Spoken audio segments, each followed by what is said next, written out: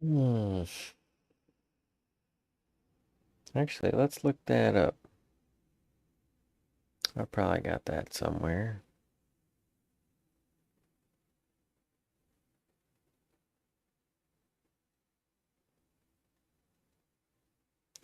When would that be?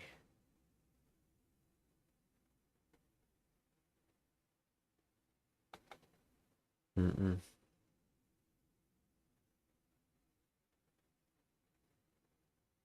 Let's see.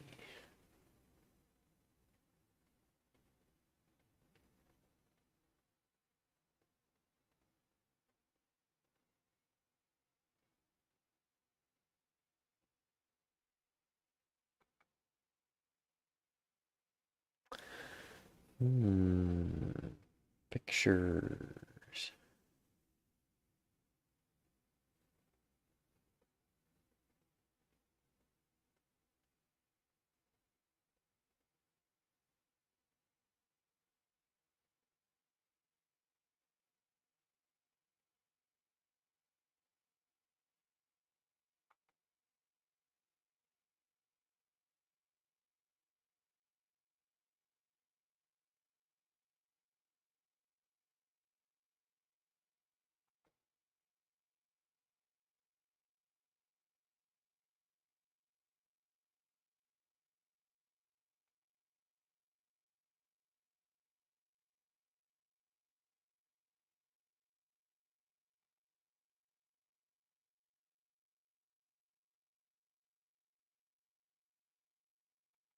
Getting close.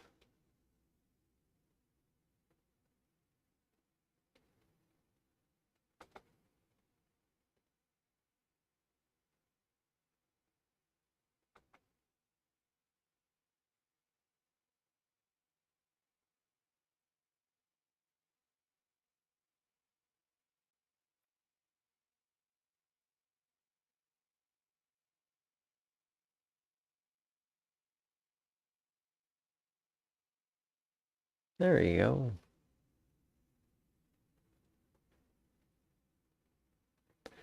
Let's see. Let's do a little math.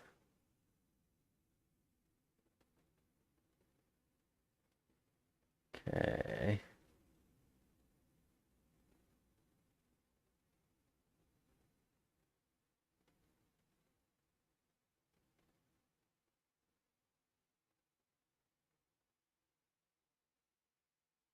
That's me.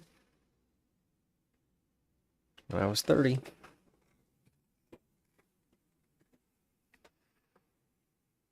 was 30 years old, and I was working in my laboratory on some coils, and I snacked a lot. And so when I see that picture, I'm like, hey, hey, hey, it's Fat Jacob. Look at that neck.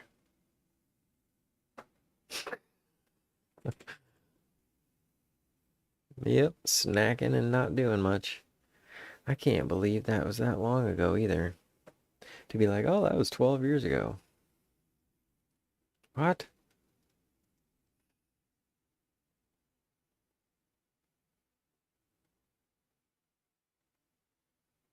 The time just goes by really quick.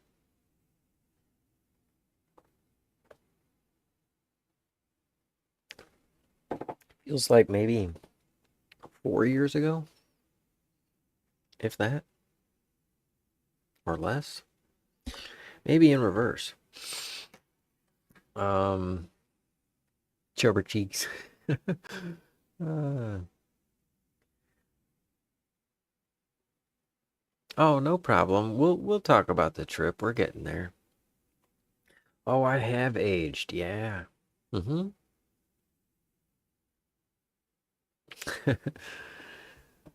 uh, yep. I've been showing age.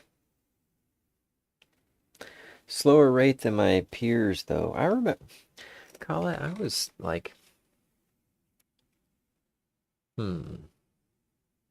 35, and I saw one of my classmates had crow's feet, and I was like, wait a minute, crow's feet are something you get when you're 70. But then I was like, no, we're no longer the young ones. We're no longer the fresh, just graduated class of the new age. We're the class of right now. So apparently that's supposed to be a thing. I'm not ready. I'm still figuring out life. But I'm doing better at that.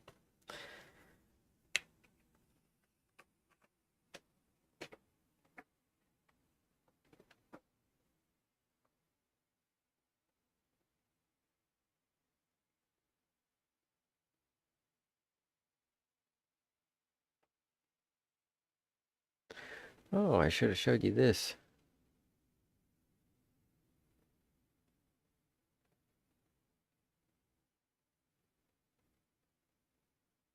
That was some of my coil setup. I wound up using this pot core here. The coil goes around like this on a bobbin, a plastic bobbin, and fits in there. That way it encases it entirely in magnetic field conducting iron. It's like casted iron too.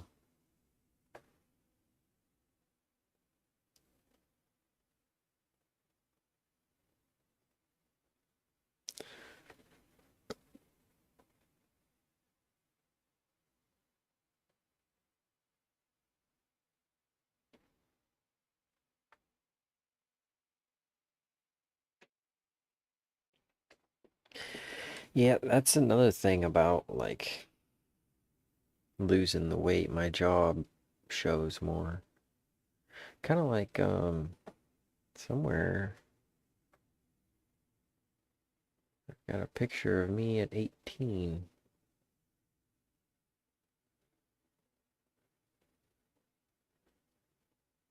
Maybe it was 17.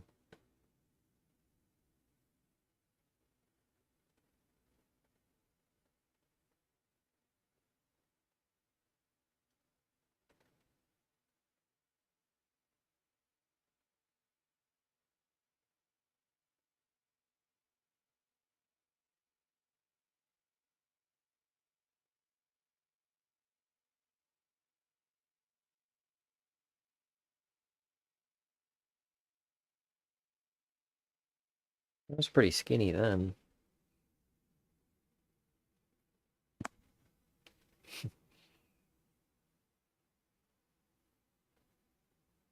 Definitely a little wider face. My eyes are bigger too. They fit my eyebrows a little better. Look at how short my hair was. I used to have it short all the time like that.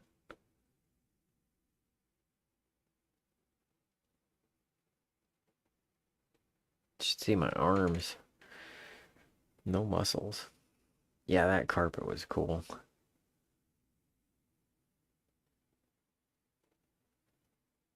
Still have that Lego train.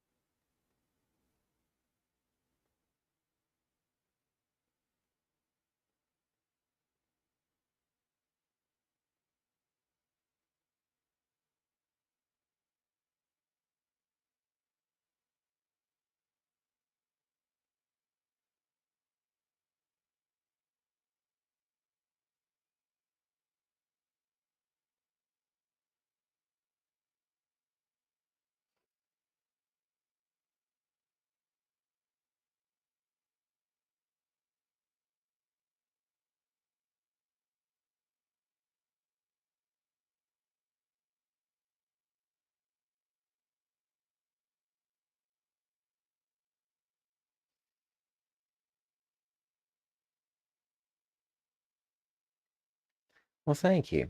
I think it does fit a little bit more now. I figured the hairstyle would be like long.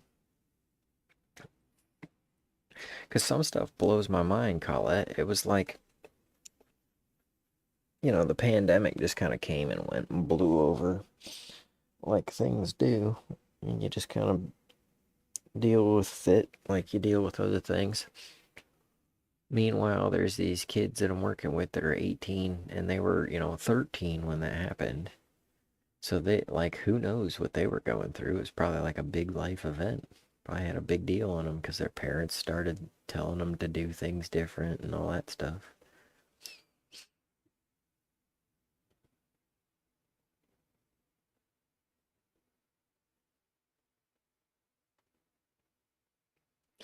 I need to find good pictures of my arms and shoulders now versus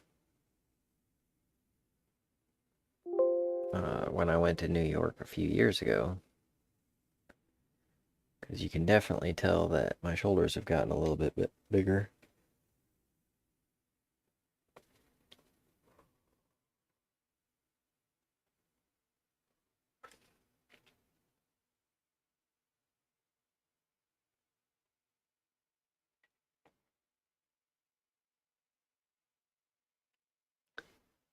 Oh yeah, Colette. When I heard him, he said 2 weeks to slow the spread, and I was like, damn, that's just enough time for money to get involved.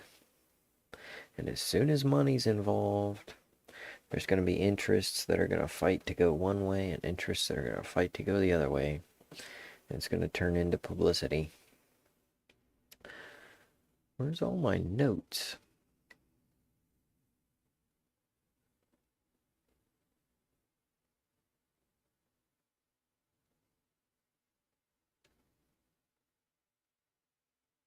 Thought I had some posting notes.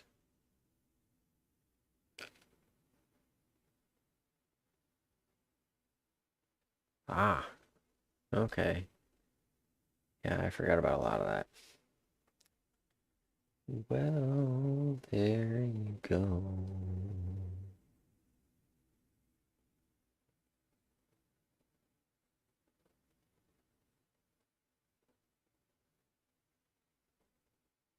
Now we're talking.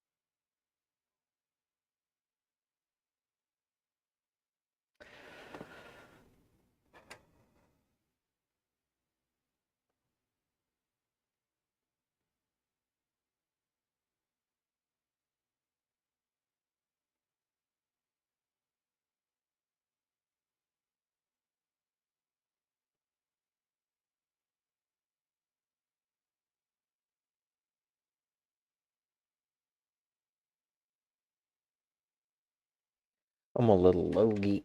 I ate too much food.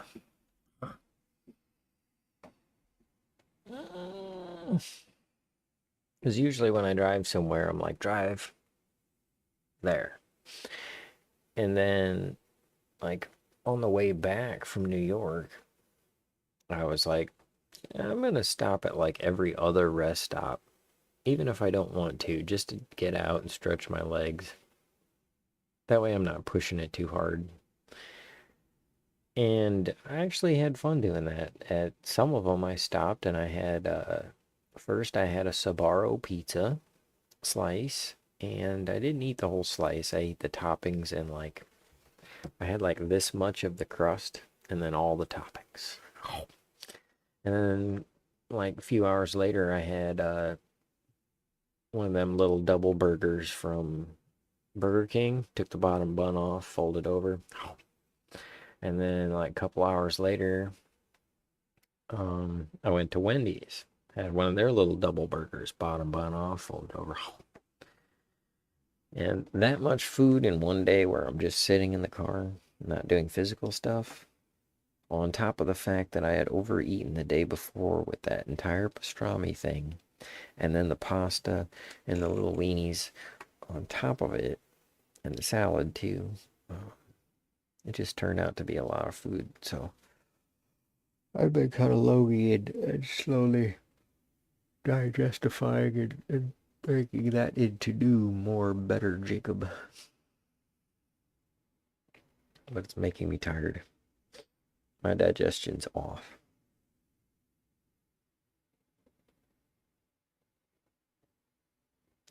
Yeah, that's what's weird is that it's like New York is like, oh, we got lots of food here, but I don't eat much food.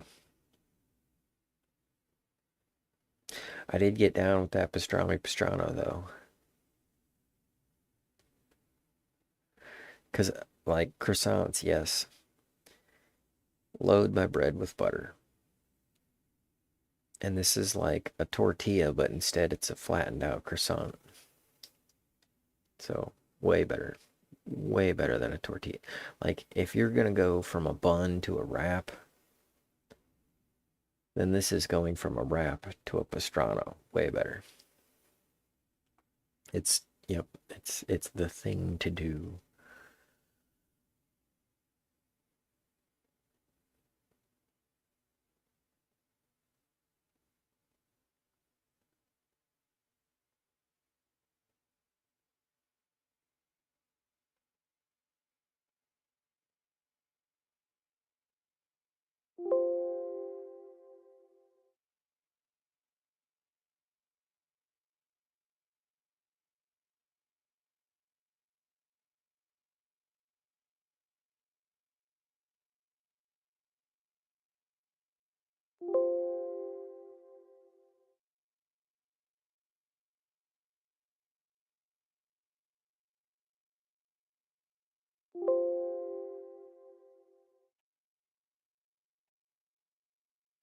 I know, right?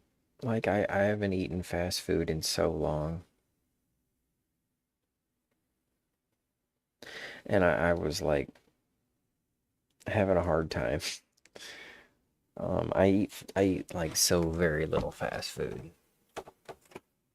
And I was having a hard time deciding which one I was gonna do.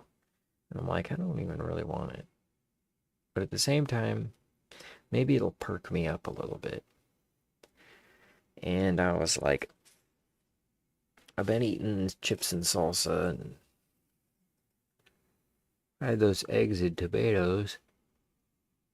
I didn't eat too much in anticipation of my trip.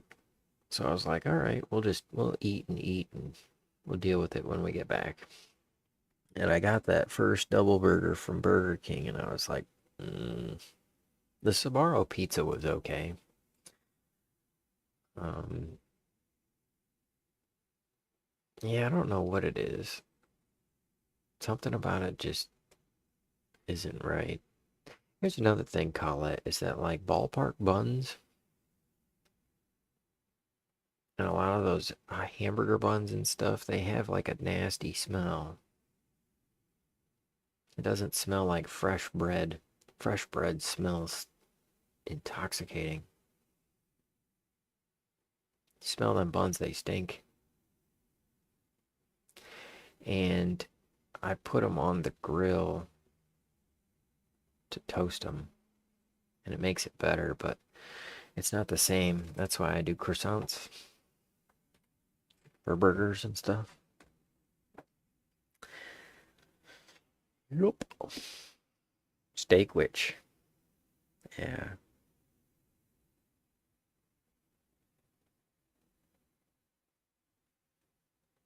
Preservative smell. And yeah, that's what I think it is. It's whatever preservatives, and I'm trying to boil them off or something. It's the same thing with snack cakes. It tastes like wax. They have carnauba wax in them to make them shiny.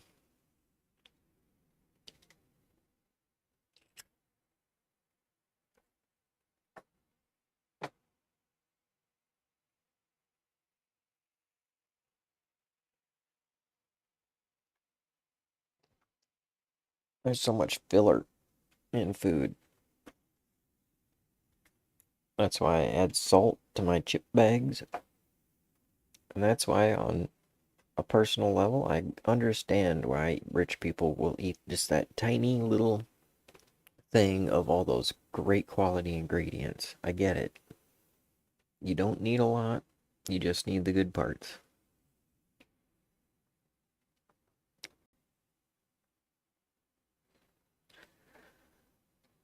I haven't had a snack cake satisfy my snack cake desire in decades. Yet good food like that Ohrwasser's donut, that's satisfying. That's why I went back for another. I gotta show you this.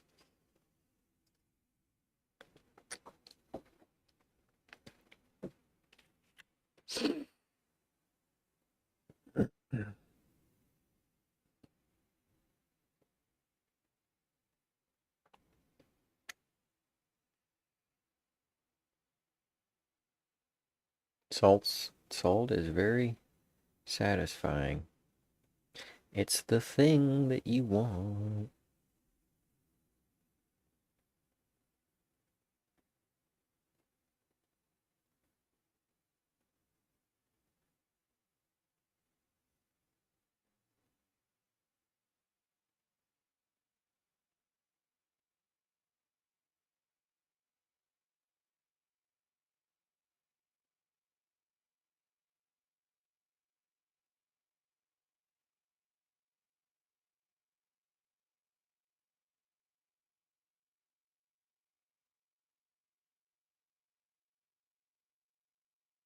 Okay, where's the picture I was looking for? Did I send you the picture of the flaming dumpster truck? Dump truck, not dumpster truck. Keep saying flaming dumpster fire, but it's a dump truck. This is going through New Jersey. All my windows up and everything. 1, 2, 3, fourth lane over, and I could still feel the heat off of that fire. I was afraid it was going to blow up. I could see the emergency responders behind me too. I mean, I can't even imagine how quickly this thing just totally closed off. All the traffic just closed off. It's a good thing they got it over the side instead of being right in the middle of the road.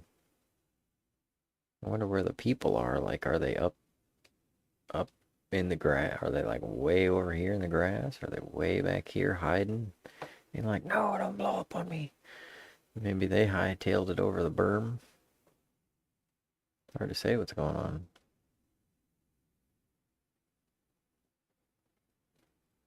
So that was my experience with New Jersey.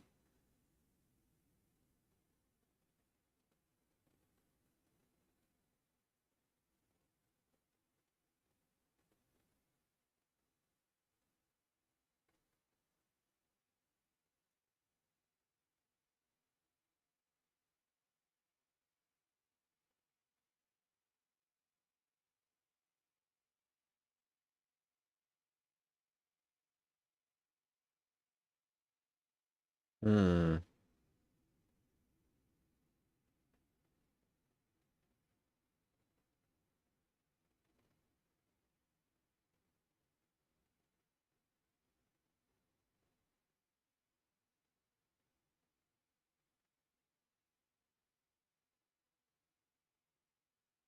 What was I trying to find?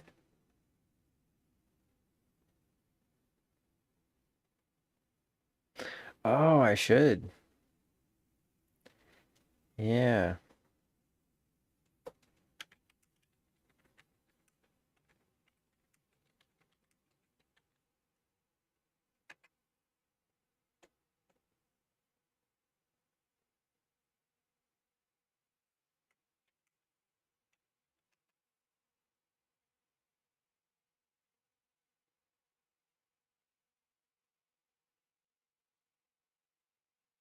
Denville. Okay.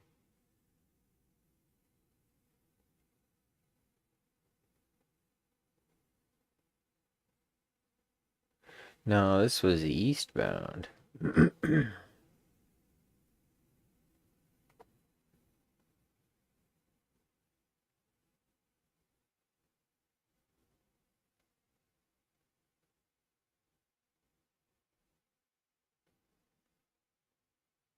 Nope, not the same one. Different dump truck fire.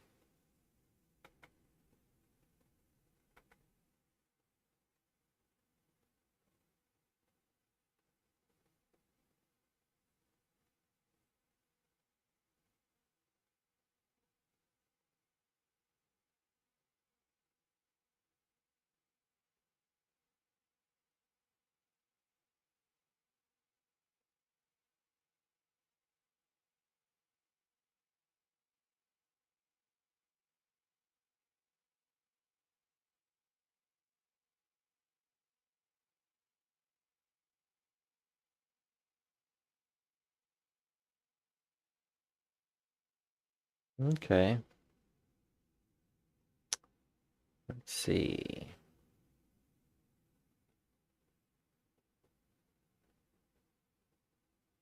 This is the fire department's Instagram.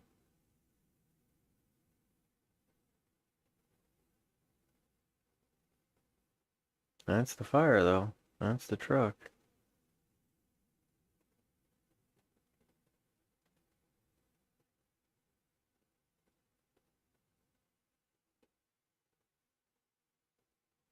Our crews arrived, thick smoke, flames, scene pouring out, vehicle ladder 9, engine 3, rescue 30, and squad 1 on the scene. Crews able to get fire contained quickly.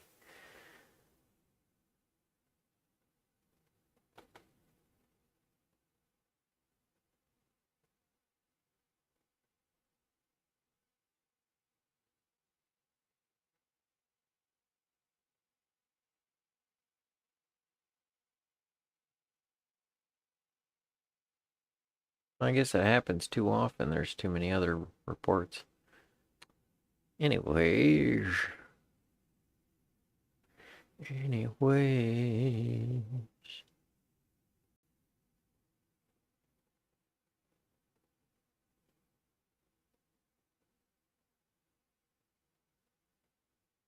What was I trying to find?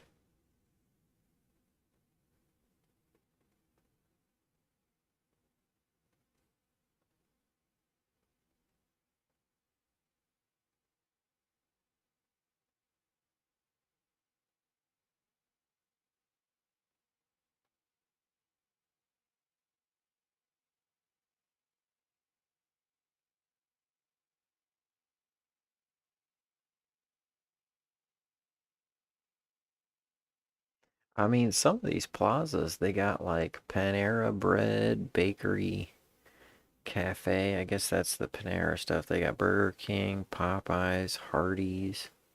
They got Sbarro. They got Panda Express.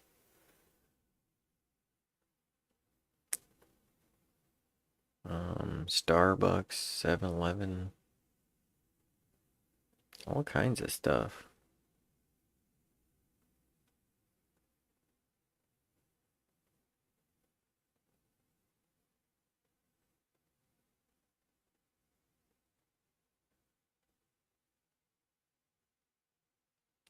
I should probably make like a slideshow and then go through it.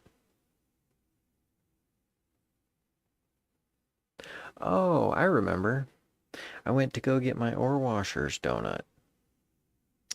And when I was in there, the one gal says, "I like your gemstone." And then so I told her about YouTube and stuff like that. And then Jeannie was there. She's like, "Go get your watermelon, get a picture."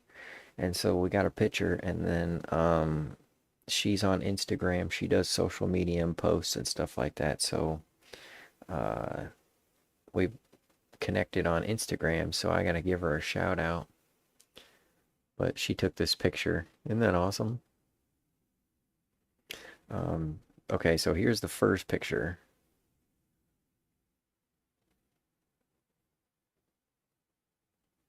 Not sure what that is. And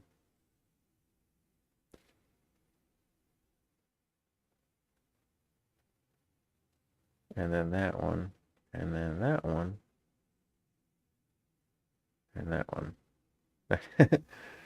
And then that's Linda Marcus Smith. But yeah, that was fun. So, yeah. Nope, just going around chatting with people. Gotta be outgoing. Like, um, George Burns. I was gonna say Mr. Burns, but that's different. Burns. Mr. George Burns.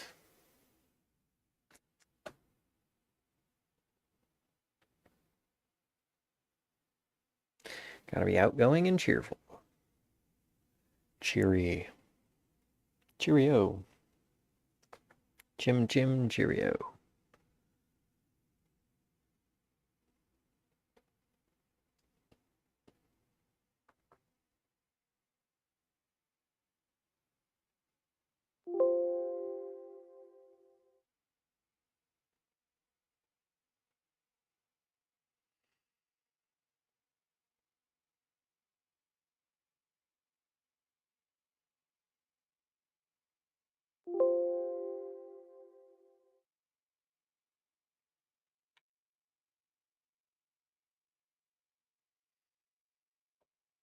Okay, so what are we gonna get done today, Colette?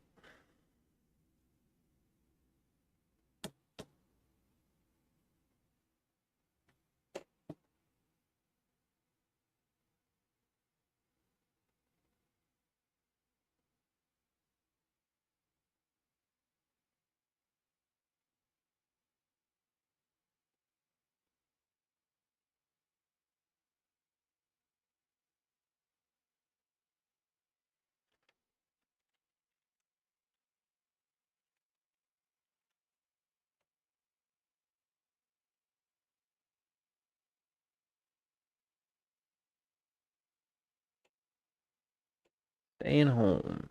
That sounds like fun.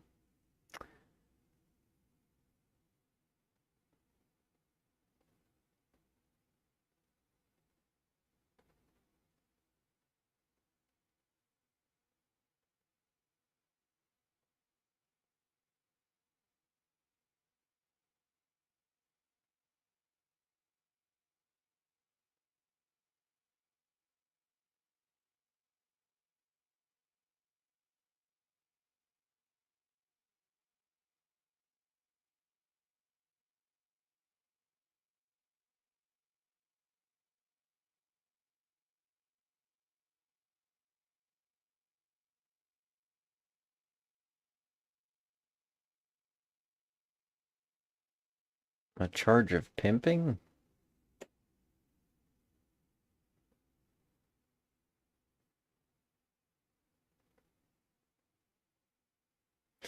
Um, it was interesting. We were talking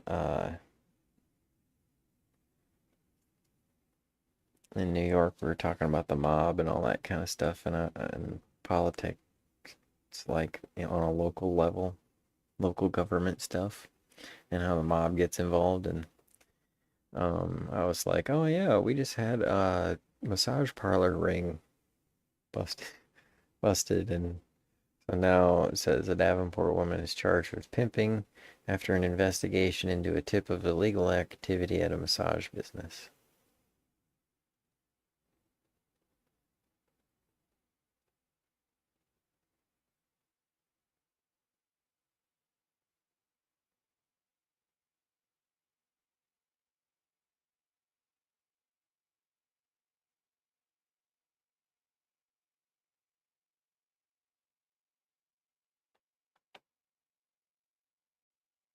Oh, that's a good idea. Eggs and toast, that's enough work. Yeah, oh, that's another thing. I'm taking notes as I go along. Uh,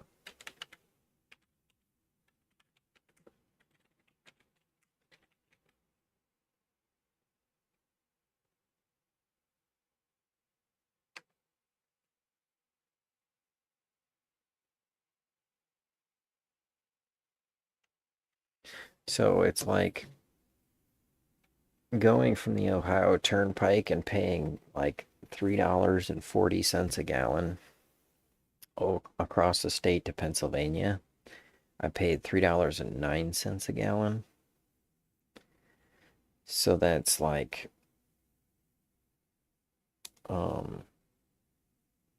31 cents a gallon. And when you're getting 10 gallons, that's $3.10. So what would you spend your $3.10 on?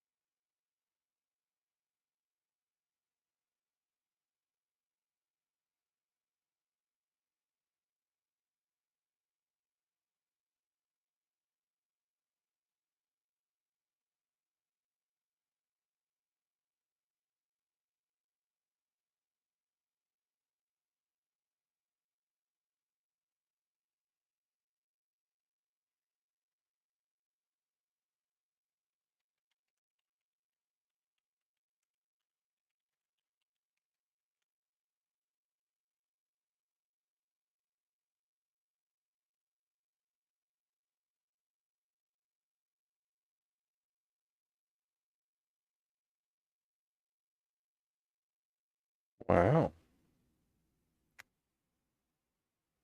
Yeah, that's the hopeful price for the decades that we're in. Let's see. Let's say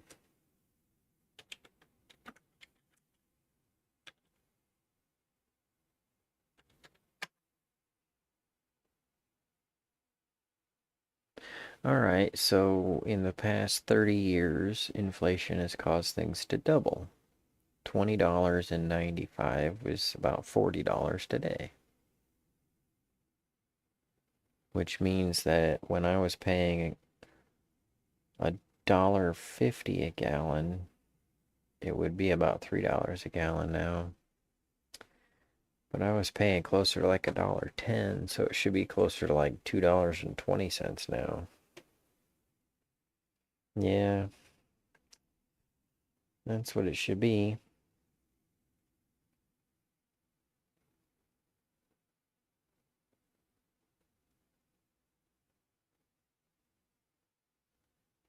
I remember with 9/11, it went up like from a dollar 15. It'd be like $1.05 to $1.20, and then it went up to $1.50, and people are like, "Holy cow!" And then it went up to $1.75 a gallon, and that was like, "Whoa, that's ridiculous." The gas prices, it's outrageous.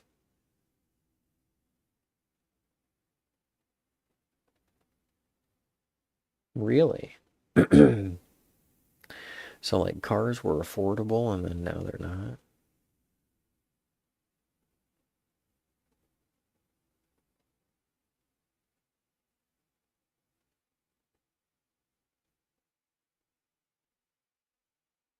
Happy birthday to you, guy.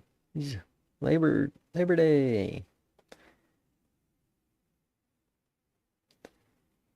He walks into the room and yells at the top of his lungs while shaking his hands to express excitement. Well, at least those are the only things he's shaking. Welcome, Kirk. Howdy do. We were chatting about stuff.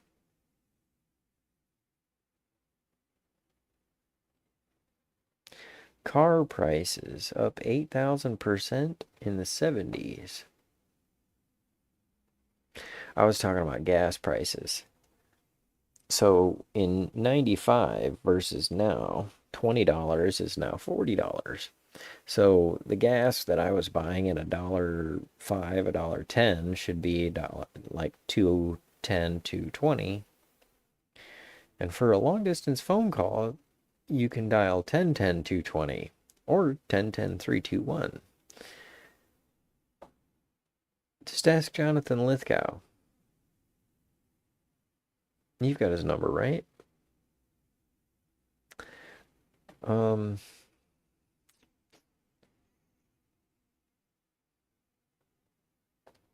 9 easy payments of 1,000. 999.99. I would get stuck. 9 easy payments of 999.99.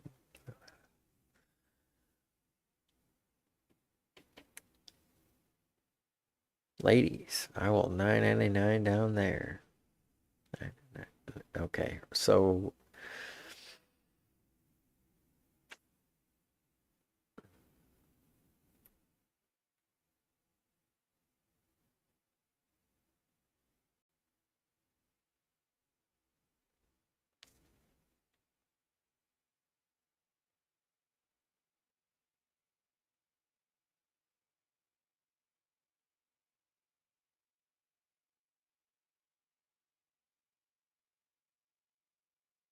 I knew I was missing something on this.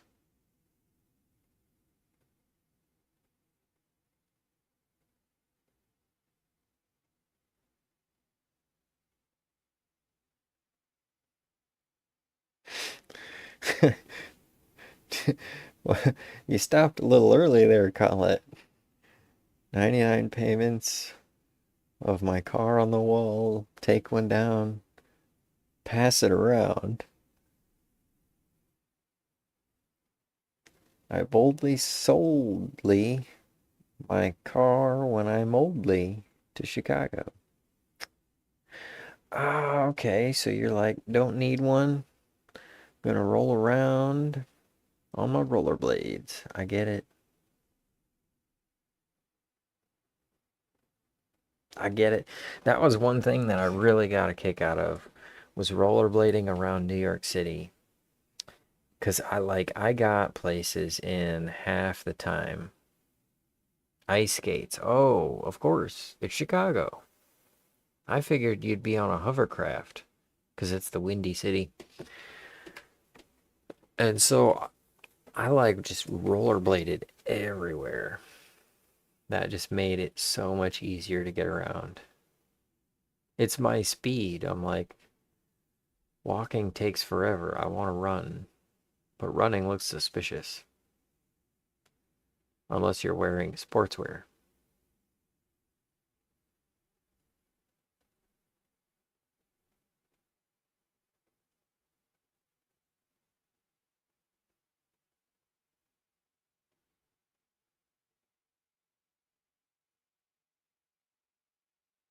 It's hard to type. I get you. Thought so too. Saw them back to the future too and felt betrayed.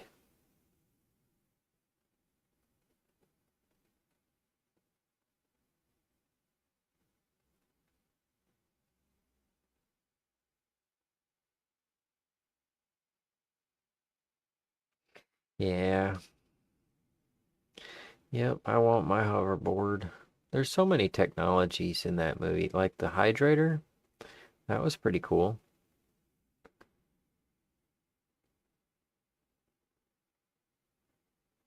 Imagine putting like a freeze-dried thing in a de a defreeze dryer. And then you got it. You got, the freeze-dried things right back where it goes.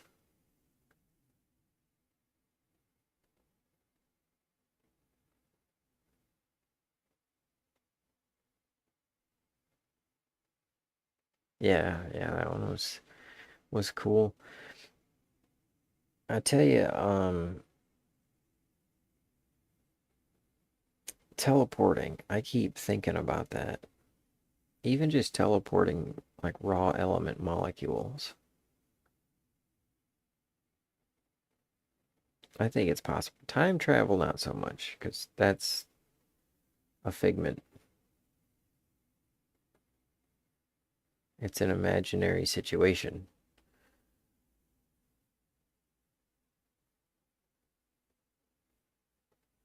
But teleporting, that's a different thing.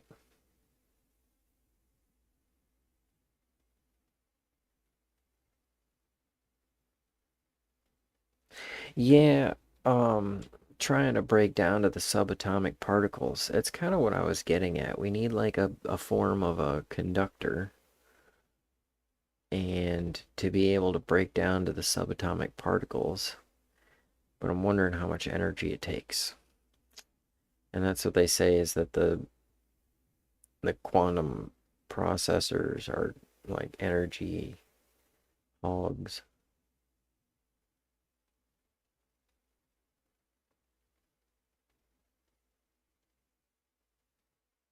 Yeah, that still exists.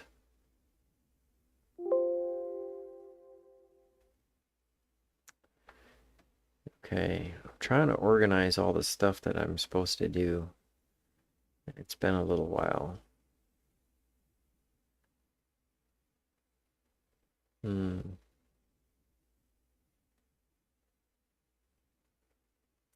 Yeah, it won't require as much if it, and that's the idea is that how small of a packet can you fit like how small of a container can you fit energy in? And really, Kurt, it goes right up into the alley of drag racing. I mean, drag racing is basically pouring dollars into that area. It's a drop in the bucket compared to government funds, but I mean, if you think about what you're trying to get is, yeah, basically power per weight. And when you get into a hydrocarbon, the only way to fit more power into a tinier space is to get into the subatomic structure. But we've never had very good luck with that. I mean, we have actually. I grew up next to a power plant. I turned out okay. Right? Right? Right?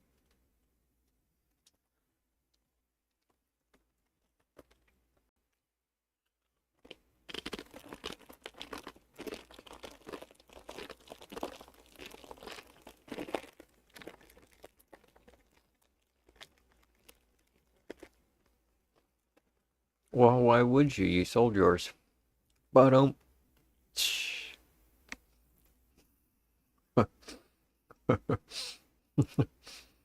she's a truck person. She's a truck lady. She's a woman with a truck. That's how you know Colette's real.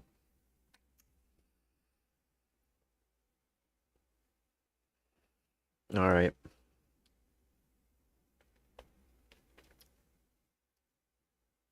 Couldn't even change my oil. You know, Kirk, it's because of all the extra stuff in there.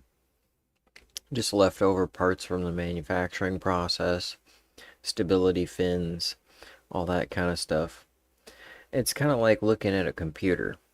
You see all the components on the board and you're like, there's 9 million circuits. But really, when it comes to working on them, for the most part, there's like 6 parts in a computer. You got the motherboard, processor, and RAM. And then you got the hard drive, power supply, and the case. And you can add like a CD-ROM or something. These days, they used to have them. Nowadays, they don't. But it's the same thing with a car. Because you get suspension on a wheel. And like your front tire, it's got to spin in a circle. And it's got to be able to spin in a circle while it turns this way and turns that way. And it's got to be able to do that while going up and down. And if it's front wheel drive, it's got to be able to drive that tire while going up and down and turning around corners. And it's like, oh, that's a lot of parts, but only if you're getting into the individual components, like your CV axle has a boot that slides over it and the bearings have retainers in there, but you don't get into any of that. You get the CV axle as a part. And so when you think about your front suspension, there's only like 7 parts up there. Because you got the strut or shock, which is the spring and the tube thing as one. And then you got the steering knuckle, which it grabs the strut and then it grabs this ball joint, and then the tie arm comes out and with the steering knuckle. So it's just a chunk of metal. And then the tie rod goes off that. You got inner, outer parts. You can replace them separately. So the strut, steering knuckle, and then the ball joint goes into this like hinge thing on your car. And that's a control arm. So 3 parts. And then you got your CV axle comes out to the wheel bearing, which is the part that spins. So you got 1 part spins and 1 part mounts straight onto the steering knuckle, stays still. And the bearings inside allow that to happen. So you got CV axle, wheel bearing, and then your wheel, rim, and tire assembly. So those parts, but then the only other parts besides like the tie rod are your brakes, which is the disc and the grabber with the pads on it, and then the hose. And so, you got all those parts. That's an entire front end on one. You got 2 of them.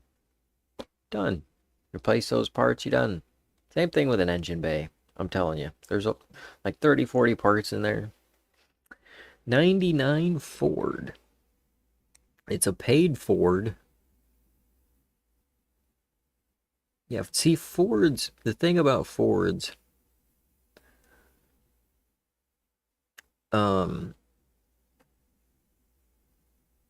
okay, so everybody's got to get their dollar. And Chevy tries to give you a little bit of both. Size and engine. Or performance and size. Ford's a little more durable. So like Chevy will do something like stamp 2 pieces of metal together and then spot weld them. And Ford will just have 1 big thick piece of metal that's like 2/3 of that. Or for example, Chevy will have like 3 small bolts and Ford will have 2 big bolts. And so it's really, 6 to 1, half a dozen to the other. Kind of like how with Dodge, you get a bigger body than Chevy or Ford, but there's a smaller engine. You can upgrade it, if you want to. And like with a Mazda, it's a very sporty looking car, but there's not a whole lot of horsepower in there.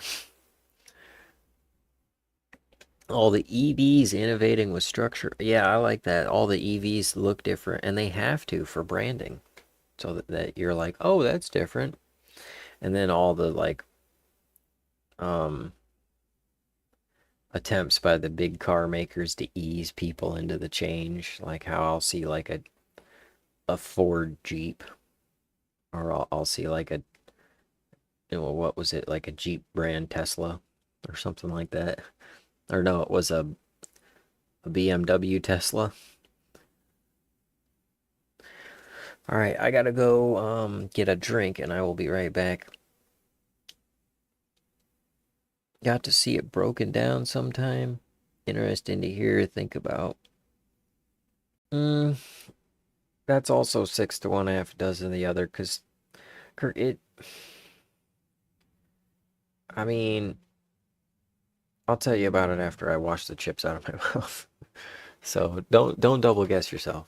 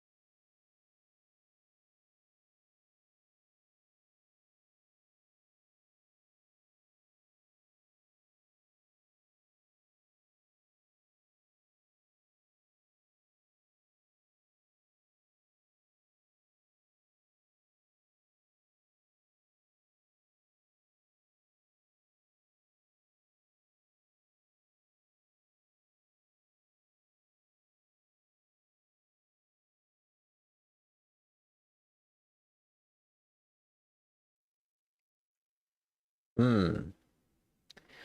Working on cars. Bone appetite. I don't eat a lot of bones. Chicken bones, steak bones, pizza bones. Puppy dogs can have the crust. Um, that's stupid. We had heavy rain yesterday where I live in Florida. We needed it. 90s instead of mid 90s. Low 90s instead of. Okay, so it cooled things off a bit. That's good. Hard to imagine Florida without rain. That's just wasteful. Um, so working on your car, it's kind of like lifting weights.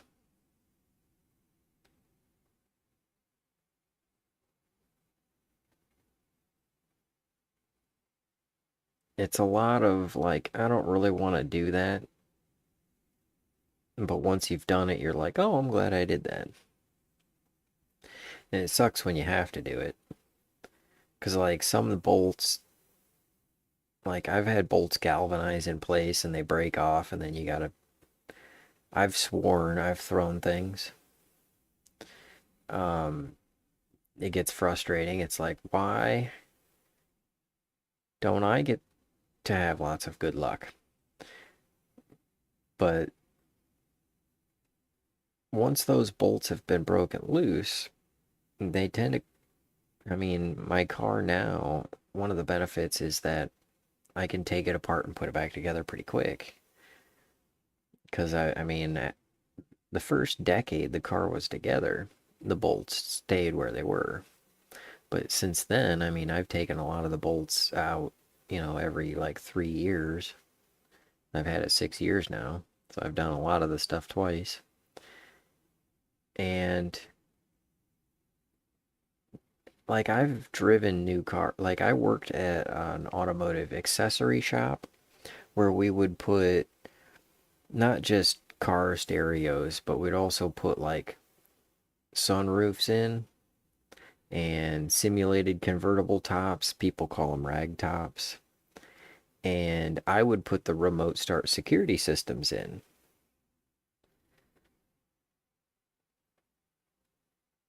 And well, let's see. I've got a picture. So, anyways, I would drive these brand new cars from dealerships uh up to the shop, work on them, and then drive them back to the dealership. And there's parts on these brand new cars that are rusty and parts that are busted. Brand new cars with 4 miles on them.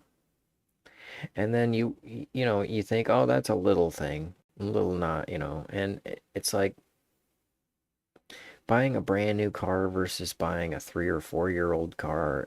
It's not that much different. It's not like you're, peeling the sticker off of a brand new cell phone.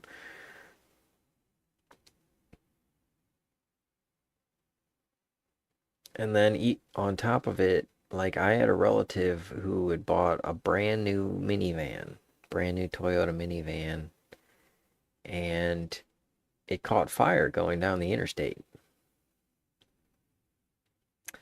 Whole thing burned up. Flames started coming through the dash as they were pulling over to the rest stop, and since it was a fire and cut off the electrical system, so the side electrical doors wouldn't work. Everybody had to go out the back door. They wound up losing, all their DVDs and some, a couple of tablets and stuff in the fire, that kind of stuff. But it's like a brand new car and it caught fire. Oh, Kirk, were you here for the New Jersey dump truck fire?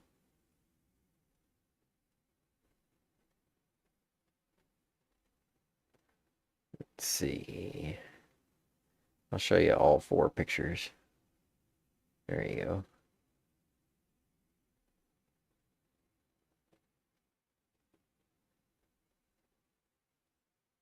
I guess they must have slowed down or something.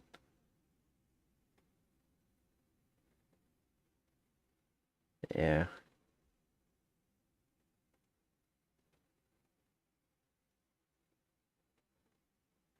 Yep. Dump truck on fire in New Jersey.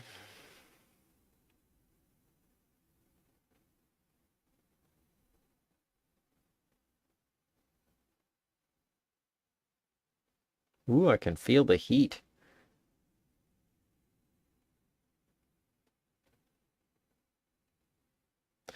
But let's see what I was trying to show is the impressiveness of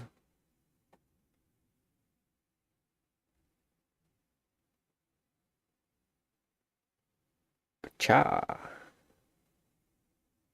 300,000 miles. Hit it on the way home. I think I'm at 300,183 miles.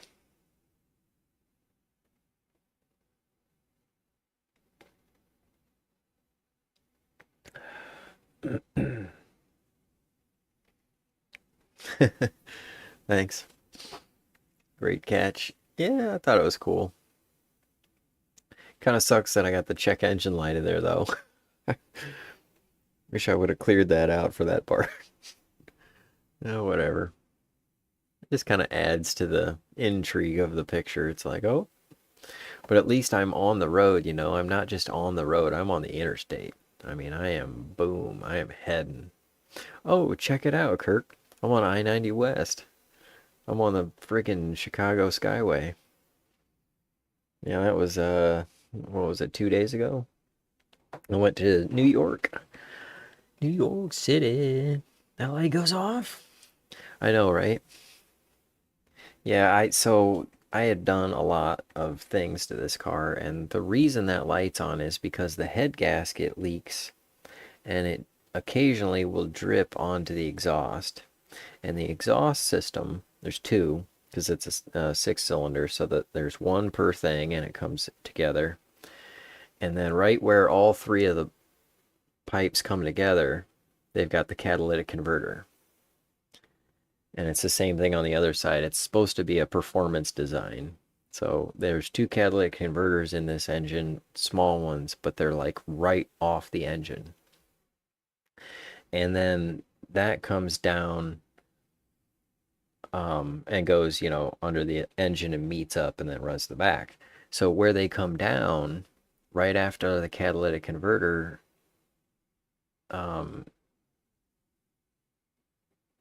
or right before, I think, and right after the catalytic converter, there's two sensors.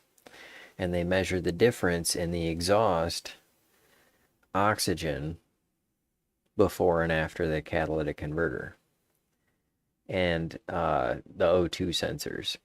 And what happens is oil drips on the exhaust and it affects the temperature and the oxygen, and then that screws up and causes that code to show up.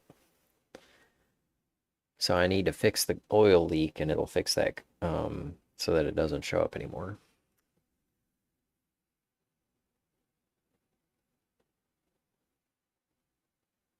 Yeah, okay, so check this out. This is like OBD2 things, right? Now, you can go to AutoZone and they'll read it. They'll give you a printout, but they can't clear it out. They're not allowed to do that. So I got one of those OBD2 Bluetooth connectors. Now, you can get the thing from Harbor Freight, which is like 180 bucks. And you got to plug it in and you type stuff in on the screen. That's no fun. I got the little one that plugs in, and then you download the app on your phone and you do it all from your phone, which 2 phones ago, I downloaded an app that will do it. It works, it clears the codes. But the app makers and fob sellers caught on. And so now you've got to pay for the app that will clear it out. I can't find an app that I can clear it out with. And I wrote a bunch of bad reviews, and they sent back snarky replies. We'll pay for it. And I'm like, didn't you read what I said? And so I'll just use my old phone and clear it out. But it was like $18 and I can clear the codes and read them and clear them. Yeah, exactly. So it's pretty cool. I mean, I've cleared out a lot of codes and read codes in other vehicles and fixed things. It was like a $25 part when I bought the car that was causing it. And so I drove around without a check engine light on for like 3, 4 years. And then I had it come on for another reason. But then mostly I haven't had one. But that oil leak's been bugging me. I gotta do those head gaskets. Car had a manual embedded in non-related section. Told you how to clear them. Oh, that's cool. Yeah, if there was a way to clear it like through the car.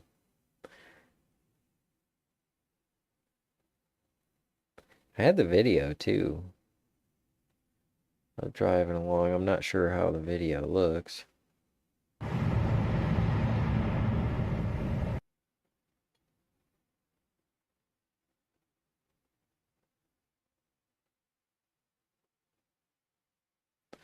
Let's see, there we go.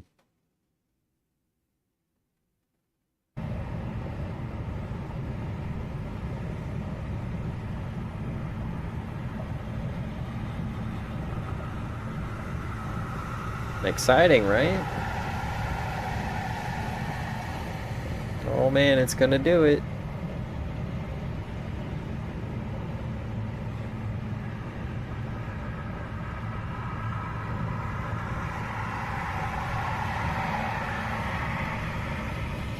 Bing! It did it.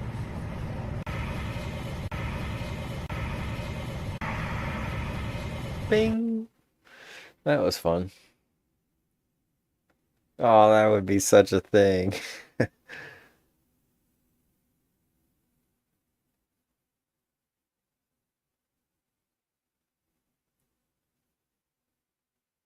You guys haven't handled Google stuff. You would be surprised what people post about.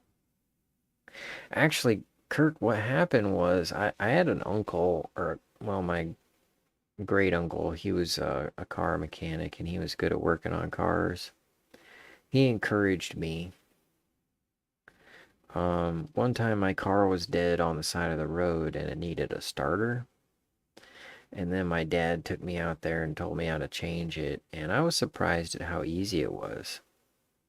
It wasn't that easy. I mean, I could get why people don't like working on cars, but I was like, 2 bolts and then 1 bolt for the wire. That's it. You got yourself a starter. The hardest part is holding it in there while you get the bolts started, not cross-threading them. That's it, man. And that car, it was a Beretta with a 2 liter. It was a small engine.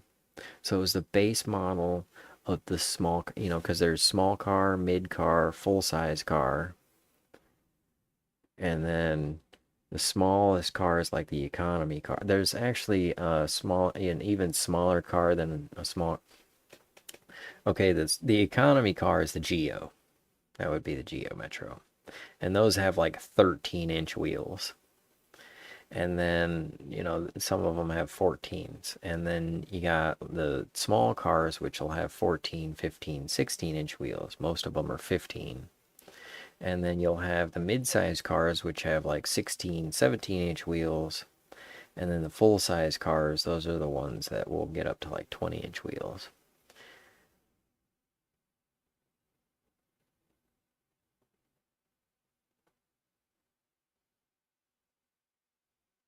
Yeah, it was good. It was good of him. Showed me how to fix it instead of just junking the car out. I learned a lot.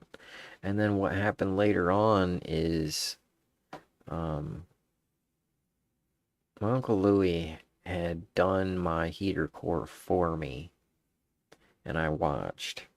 But I didn't really learn a lot. Then later, I had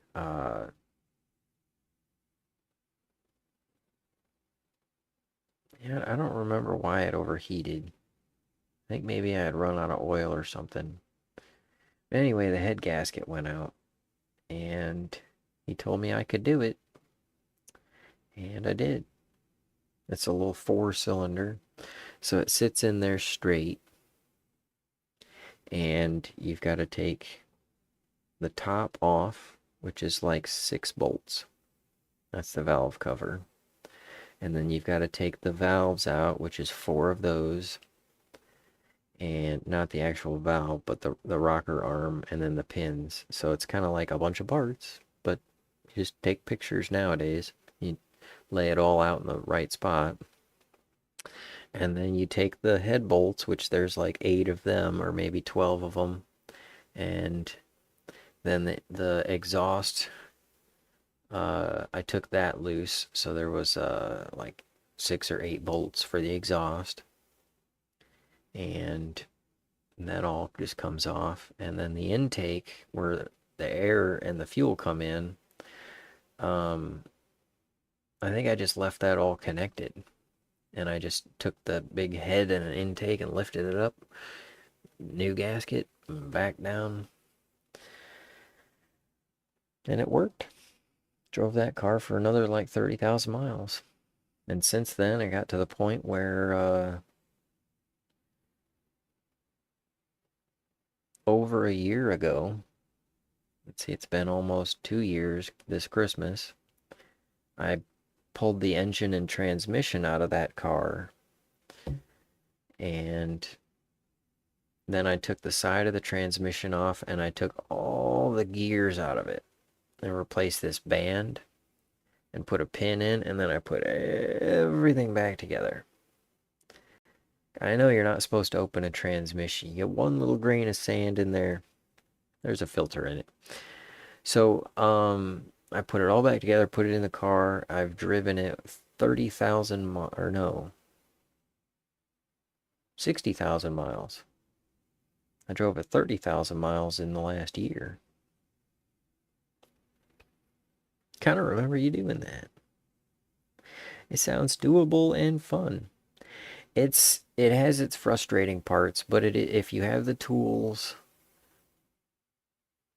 here's a good way to describe it, Kurt, is that I put a front camera on that car.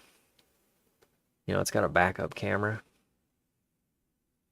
Well, the radio also has front cam. And I had a spare backup camera, so I put the backup camera on the front of the car and hooked it up to the radio. And I spent an afternoon doing it. A whole afternoon. Had to take the side panels of the interior, then you got to get the radio out. The radio was hard to get out because at the time radio theft was a bigger deal in the early, it was 2006. Anyways, you get the radio out, and then I've got to go from the back of the radio all the way through the firewall into the engine bay, around the engine safely, and then out through the bumper.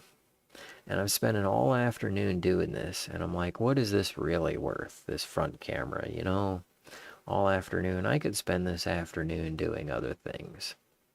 I could spend this afternoon probably taking a nap or something that I wouldn't have remembered. But since then, it's been 4 years, and I have enjoyed that front camera so many times. It's just, I invested the afternoon of pain and suffering, and I have joy ever since. And actually, it is kind of fun because, I mean, if you think about some things that are work and not fun, they are fun, like playing sports or lifting weights. Or eating ribs. When you eat ribs, you know, there's no clean way to eat ribs. You just get messy and clean up when you're done. Maybe just had excellent luck. Dad still drives our pickup. Wow. 83 F-150. That's awesome. I mean, if you take care of them, here's a good thing, is keeping it in a garage. When cars are kept in a garage, they stop aging. It's ridiculous. I mean, they rust so much because of the weather. The sun, UV, ridiculous. The UV is so ridiculous. And then getting the interior up in that high heat and then cooling down, the adhesives and everything is terrible. And all the materials we use, they just break down so much. But then also the water, just having it in the water, lots and lots of water. When you store it inside, it doesn't take half of the rain damage that it would, so it halves the aging of the rain. Desert dry out in Kansas, that's another thing too, yeah. The water and the sun, those are things that really will age a vehicle.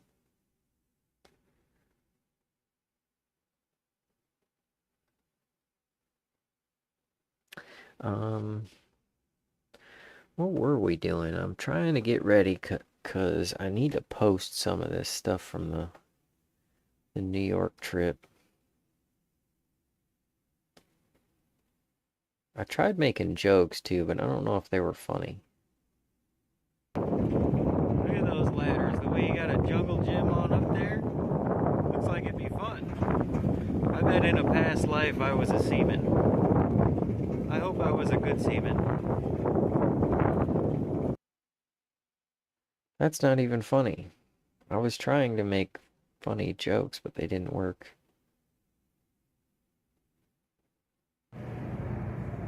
Costco. So that's where they get it all.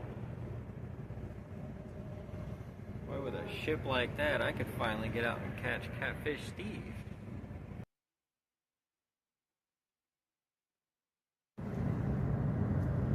Oh, they're chasing him down.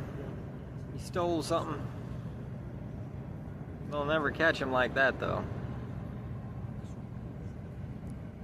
Run, Costco! I've got coupons.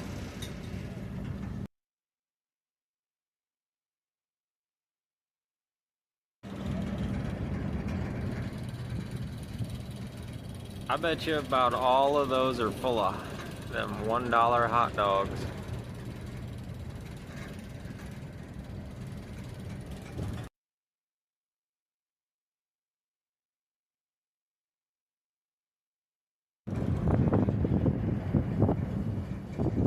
Costco. Someone tell Walmart they're gonna need a bigger boat.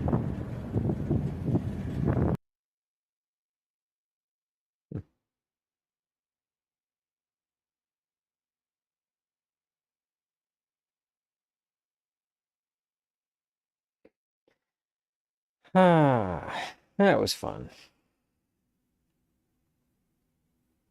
Fairy jokes. It's a series. Okay, yeah.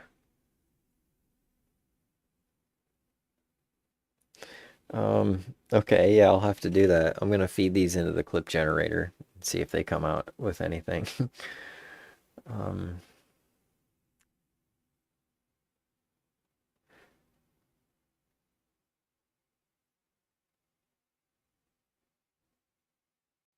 I gotta go to work later.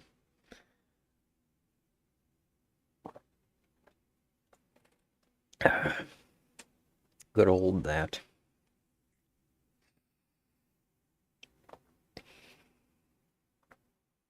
Right. Plug in my dead phones.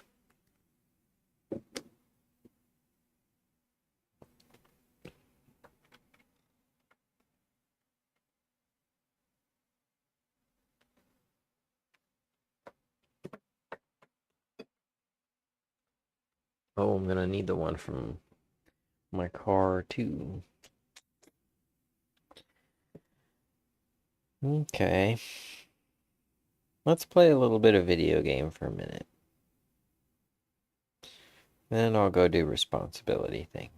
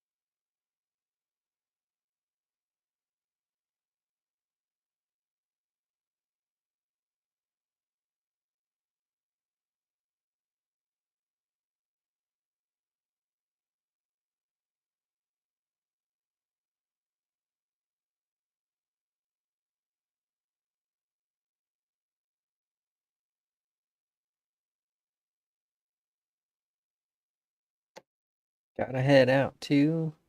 Have a good Labor Day, you too. Hey, thanks for stopping by, Kirk. It's always fun talking to you, man. I was wondering how you're doing. I was like, oh man, I haven't seen Kirk in a week. I haven't played games and live streamed in a long time. Because I live streamed like last night or something, anyways. But I like that idea. Make the fairy jokes a series. Okay. Yeah, it's gonna be a little thing because I got ones about the Statue of Liberty too and all that. So, um, it's good to see you, Kirk. It's always a pleasure, man. Let's get ourselves a little bit of video game and then I'll do. Oh, this is something I thought people would get a kick out of. I did want to mention this is parking. Only $7.60 plus tax of 18.35%, 375%. Not even 35, 375. Jeez. 18, yeesh. They're like 20% tax. It's ridiculous. Half hour.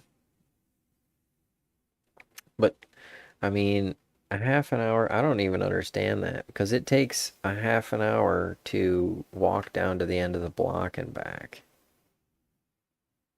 Who's who's gonna park there for half an hour?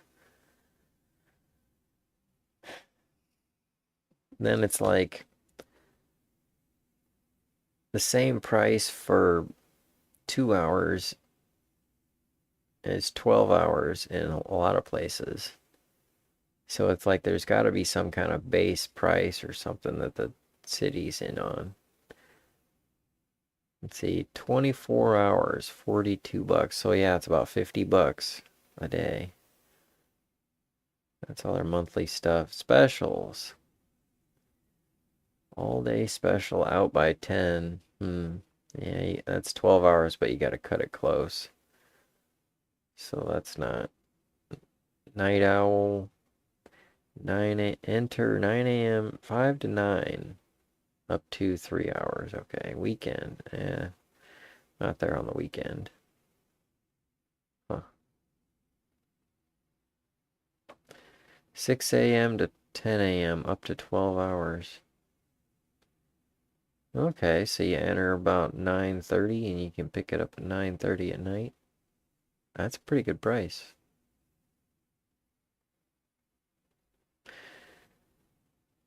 Then you could take it on over to the Battery Park parking and park for $25. So that's like $45 a day. That's still pretty close to the same price.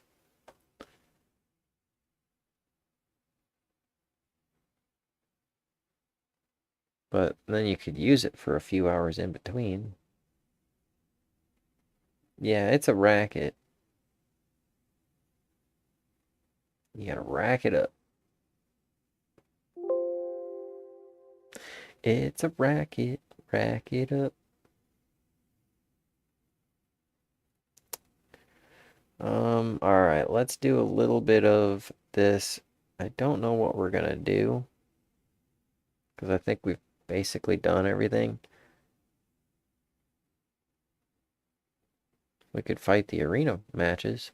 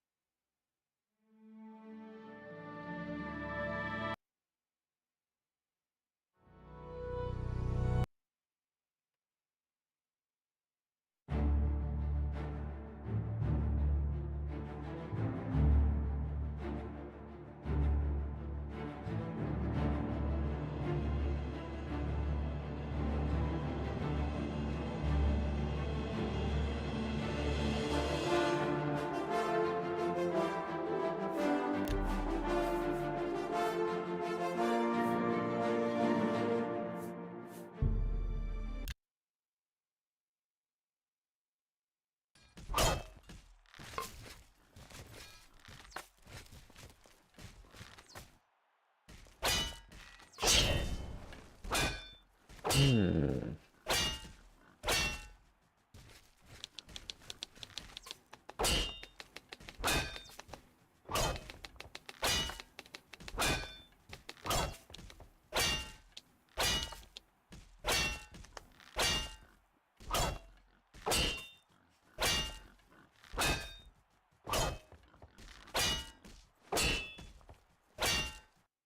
I'm gonna go get a refill and be right back.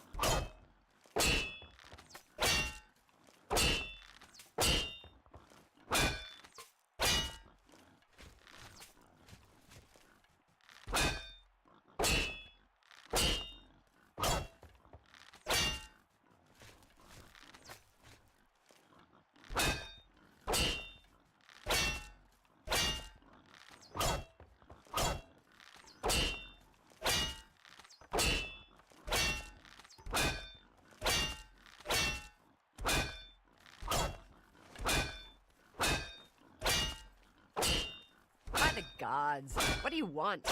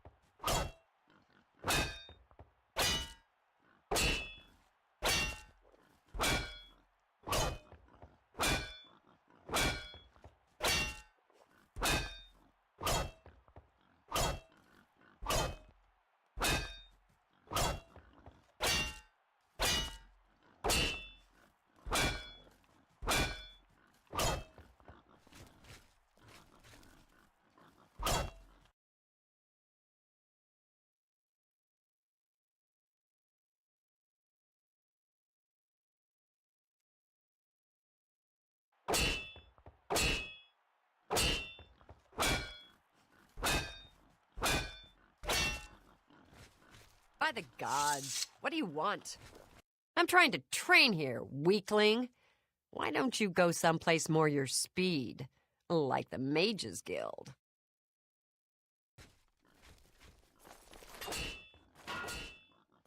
I'm a busy man. What is it? I don't know who you are, friend, but you've got about 10 seconds to tell me what you're doing in my bloodworks before I lop your arms off. You what? You want to be a combatant? Look at you. My granny could beat you, and she's dead.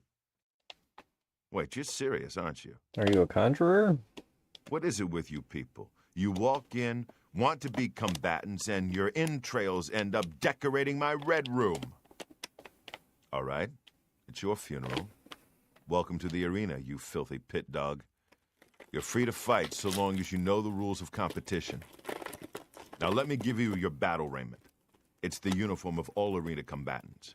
Do you want a light raiment or a heavy raiment? A light raiment, huh? You sure? I figured you for the heavy raiment type. You know, hide behind a skin of steel. Okay then, here. Put that on. See if it fits okay. When you're ready for a match, I'll be waiting. You want to fight, you talk to me. All right then?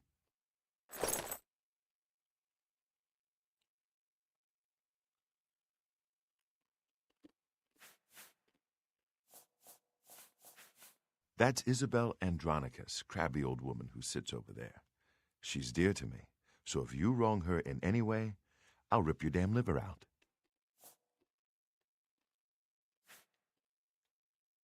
That's me, genius. Down here, I'm the boss.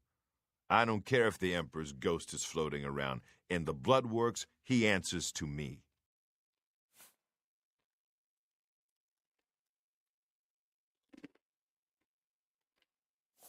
The first Arena Blade Master, best damned warrior that ever lived, served the Order of Diagna, got killed fighting the Orcs. Azura rest his soul. The reigning Grand Champion is Agranak Gromalog. His fighting name is the Great Prince. He's an orc. Well, half-orc, actually, or so they say. The important thing is he's been Grand Champion for nearly a decade. Why? Because nobody's had the guts to face him. The Great Prince is unbeatable. At least that's what the people of Cyrodiil have come to believe. Maybe it's time someone stepped into that arena and proved them wrong.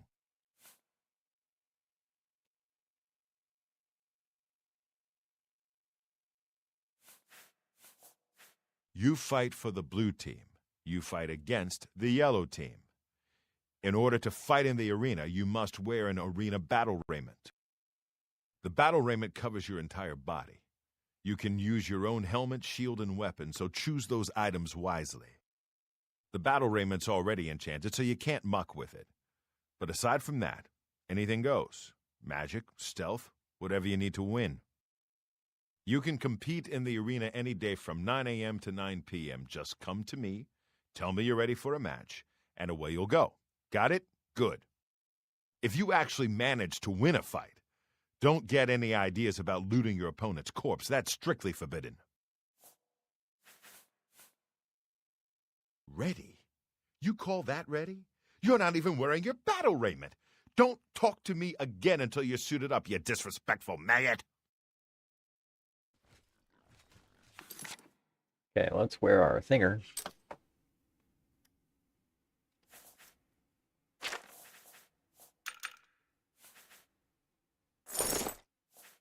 Oh, okay.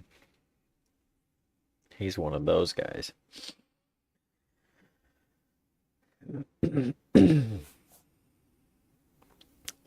Hey, I'm actually a little bit stronger than my character in the game. That's pretty cool. Now I just gotta get my abs all fixed up.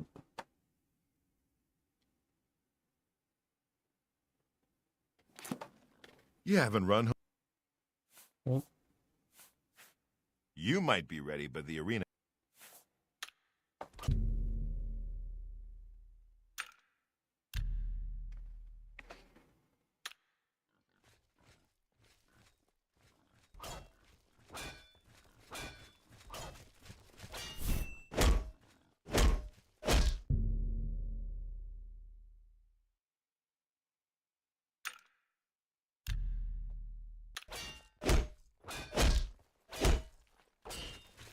You haven't run home to Mama yet, huh? That's a good sign. So, you ready for a match, or do you just need some information? All right, maggot. Looks like you're suited up in your battle raiment and all set to go. The red room is just over there. When you're ready to get eviscerated, just head up the ramp to the arena. Good luck, and may Azura have mercy on your soul.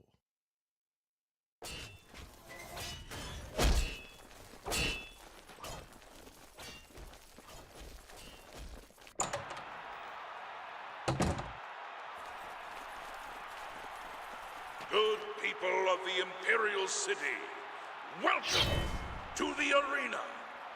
For this match, we've got some fresh meat, 2 brand new pit dogs. So let's not waste any time. Let the battle begin!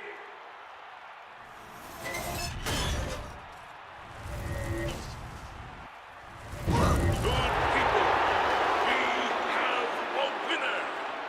All hail the combatant from the blue team.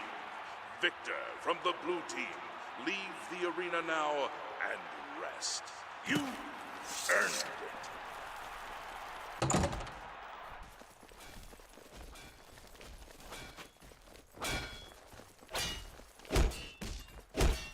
By the 9 divines, you did it. You actually won.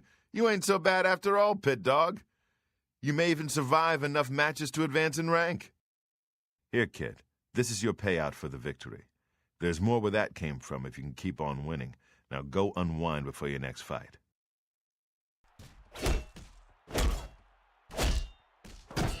Okay, so you're not a complete loser. Don't get cocky.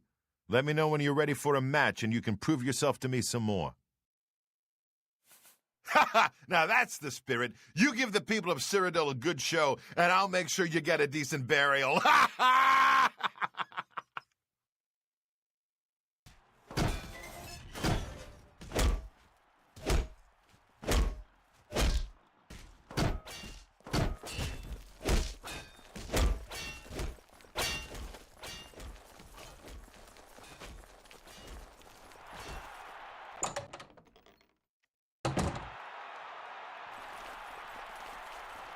Good people of the Imperial City, welcome to the arena.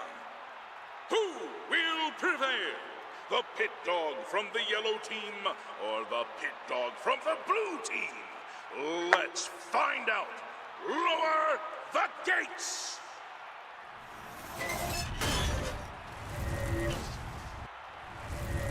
Good people, we have a winner. All hail the combatant from the blue team. Victor from the blue team. Leave the arena now and rest. You earned it.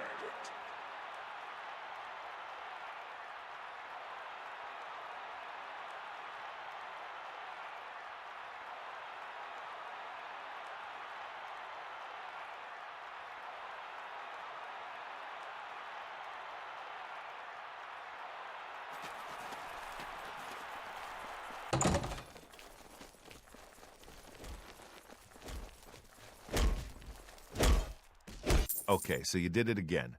What do you want from me, a hug? Take your gold and get out of my face, pit dog. I know all the secret moves. Oops. Just don't know how to tell them that I'm ready. The yellow team ain't gonna fight itself, you lazy pit dog. You ready for a match or what? Yeah. You must be downright determined to get yourself killed, huh? Okay, then, head back up to the arena and try not to die before the gate opens.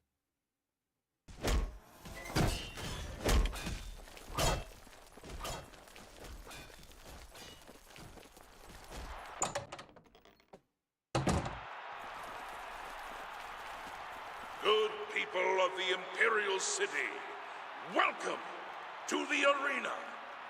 Are you ready for a bloodbath? The winner of this match will advance in rank, so the stakes are high. Pit dogs, show us what you're made of.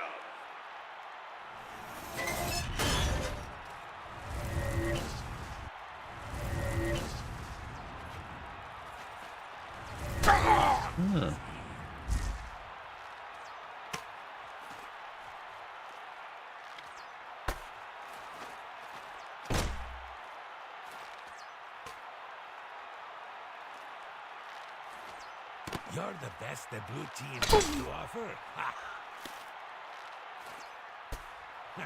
I'm just warming up. Good people, we have a winner. All hail the combatant from the blue team. Victor from the blue team. Leave the arena now and rest. You earned it.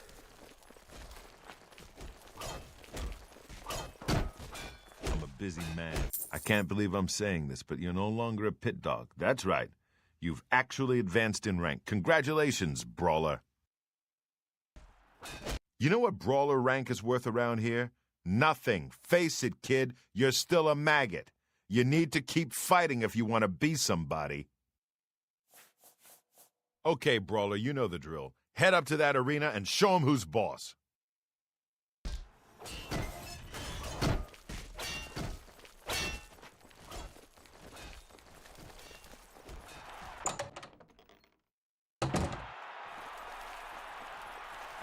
Good people of the Imperial City, welcome to the arena. This match is a battle of the brawlers. Let your voices be heard as these brave warriors fight for glory. Combatants, begin! Good people, we have a winner. All hail the combatant from the blue team. Victor from the blue team. Leave the arena now and rest. You earned it. Busy man, what is it? 4 wins is okay, kid, but it don't make you grand champion. Here's your payout. Now go clean yourself up before your next... That raiment's getting a little tight on you, Brawler. I think you need some exercise. What do you say? Ready for a match? All right, Brawler. This next match is going to be a challenge. Turns out there are 2 wood elf sisters who always fight together. They're twins, actually. You gotta take them both out. Now get in there and show those tree climbers who's boss!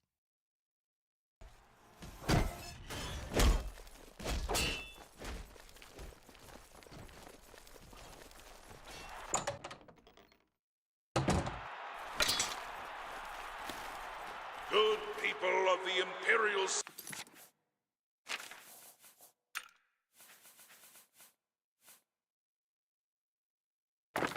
City, welcome to the arena.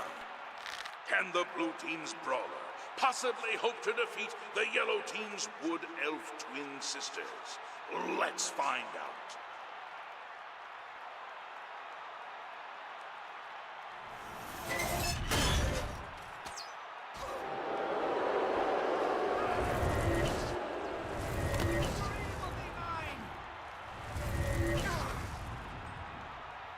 Good people, we have a winner. All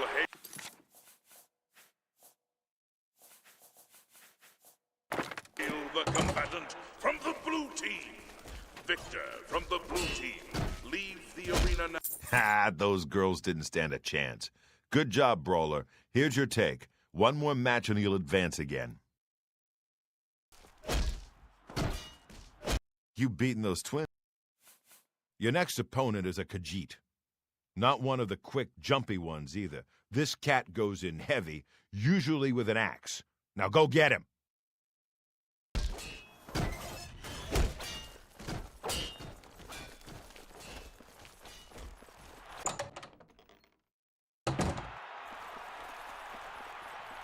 Good people of the Imperial City, welcome to the arena. The winner of this match will advance to the rank of Bloodletter. Who wants it more, the yellow team or the blue team? Let's find out!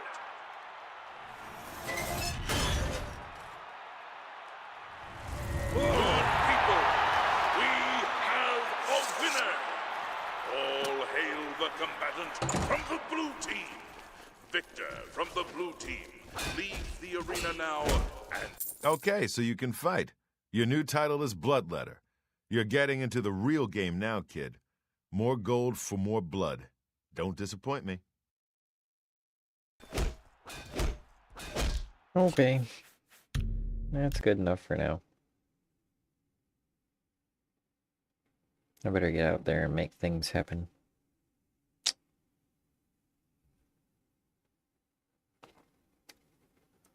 Well, hopefully we can play some more later.